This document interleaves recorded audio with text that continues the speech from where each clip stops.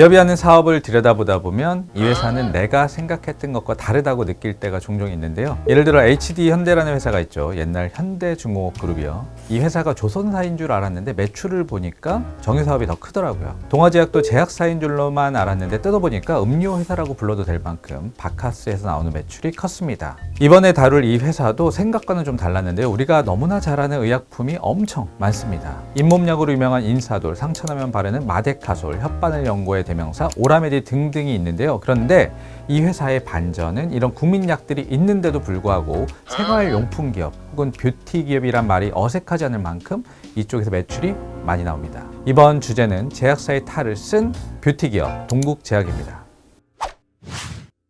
동국제약은 권동일 회장이란 분이 1968년에 설립했습니다. 제약사를 다니다가 뛰쳐나와서 창업을 했다고 하죠. 원래는 해외에서 약을 가져와서 국내에서 파는 걸 하다가 자기 약이 있어야겠다는 생각이 들어서 의약품 개발에 나서게 됐는데요. 근데 막 창업한 제약사가 시장을 뚫는 게 당연히 쉽진 않았겠죠. 1970년대 국내에서 가장 많이 팔린 약이 소화제, 항생제 등등이었는데요.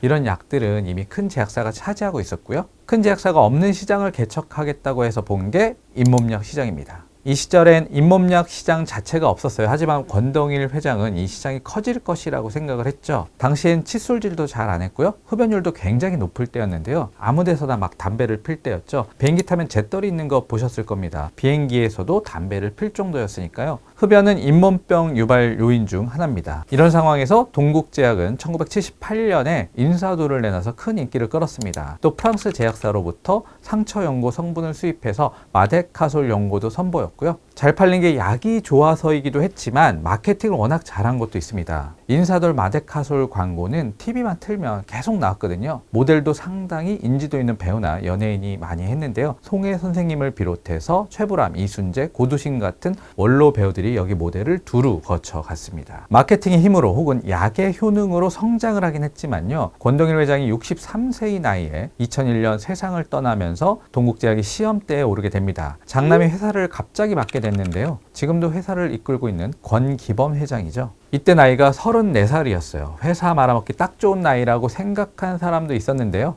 그런데 그 반대였습니다. 권기범 회장은 제2의 창업이라고 해도 될 만큼 회사를 엄청나게 성장시킵니다. 사실 창업주 때까지만 해도 매출이 300억 원대의 중소기업이었어요. 인사돌, 마데카솔, 오라메디 같은 걸 일반 의약품 OTC라고 하는데요. 권기범 회장은 우선은 동국제약의 강점인 일반 의약품 시장에서 품목을 엄청나게 확장해요. 여성 갱년기 치료제 페라민큐, 탈모 치료제 판시딜, 정맥 순환 개선제 센시아, 치질약, 치센 등등을 계속 내놨어요. 어디선가 다 들어본 약들이죠. 해당 분야에서 대부분 1등입니다. 페라민큐는 국내 시장 점유율이 70%를 넘는 압도적 1등이고요.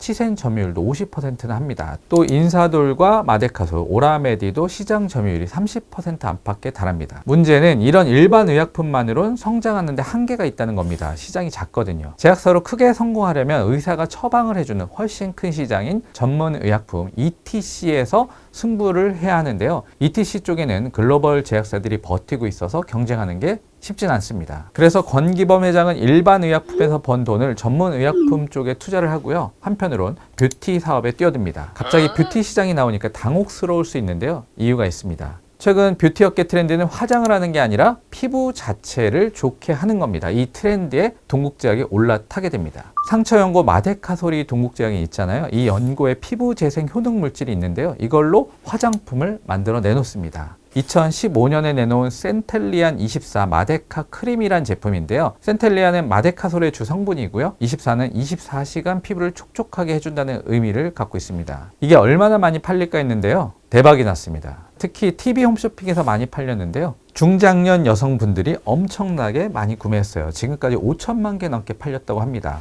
여기서 끝이 아닙니다. 한 발 더 나가서 피부 미용 기기까지 내놓습니다. 마데카 프라임이란 것인데요. 피부과나 클리닉 가면 있는 기계 같은 것인데 이걸 집에서 할 수 있게 변형했어요. 이런 식으로 권기범 회장이 사업을 확장해서 동국제약은 2023년 기준으로 매출이 7천억 원을 넘었습니다. 선친 시절에 비해 매출을 20배 넘게 키워놓습니다. 더 대단한 게 매출이 계속 꾸준하게 늘고 있다는 점인데요. 2009년 이후에 단 한 번도 매출이 감소한 적이 없습니다. 이건 엄청난 거죠. 사업 구조도 탄탄해졌습니다. 화장품이나 미용기기 같은 헬스케어 사업부가 전체 매출에서 무려 32%나 차지하고 있고요. 인사돌, 마데카솔 같은 일반 의약품이 20%, 전문 의약품이 25% 정도 합니다. 물론 모든 걸 다 잘하는 건 아니에요. 약점도 있습니다. 2020년 한때 15%를 넘었던 영업이익률이 2023년엔 9% 수준까지 떨어졌습니다. 이 탓에 영업이익은 최근 몇 년째 정체 상태에 머물러 있죠. 화장품이나 뷰티기기는 시장 경쟁이 굉장히 치열해서요. 광고나 판촉을 굉장히 많이 해야 합니다. 그래서 관련 비용을 계속 늘려서 수익성이 안 좋아졌어요. 2024년 한국 증시 첫 상장 기업은 APR이란 회사였는데요. 청약 경쟁률이 1000대 1을 넘을 정도로 엄청난 흥행을 했습니다. 몸값, 그러니까